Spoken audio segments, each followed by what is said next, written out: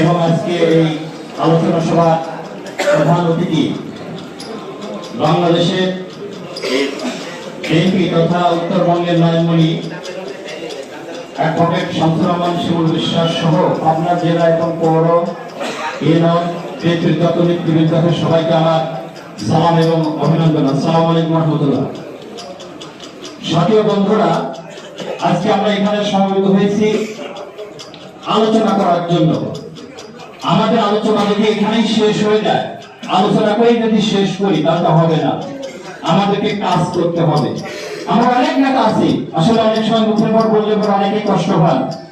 অনেক নেতা আছি মঞ্চে বক্তব্য দিয়ে খুব কড়াকড়ি ভাবে, কিন্তু রাজপথে তাদেরকে পাওয়া যায় না।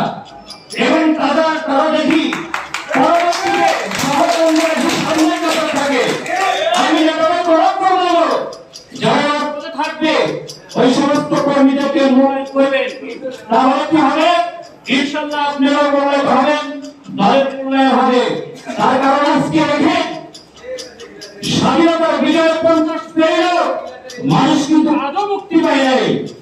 হে বিএনপির নেতাকর্মীরা, তোমরা তোমাদের কাজ শেষ হয় নাই, পুনরায় আবার তোমাদেরকে যুদ্ধ করতে হবে। তোমাদেরকে কি করতে হবে? এদেশে জাতিকে বাঁচাইতে হবে। মুসলিম বলছেন যারা বিগত দিনে আন্দোলন সংগ্রামে ছিলেন না, আমি আশা ব্যক্ত করবো সামনে আন্দোলন সংগ্রাম শেষ হয়নি, এখন অনেক রয়েছে। আপনারা আশা করি সামনে আসবেন। যদি না আসেন, আমি নেতাদের অনুরোধ করবো তাদেরকে চিনবেন এবং যারা সামনে থাকবে তাদেরকে মূল্যায়ন করবেন। এই আশা ব্যক্ত করে আমি আমার বক্তব্য শেষ করছি। আসসালামু আলাইকুম ওয়া রাহমাতুল্লাহ। এবার আমি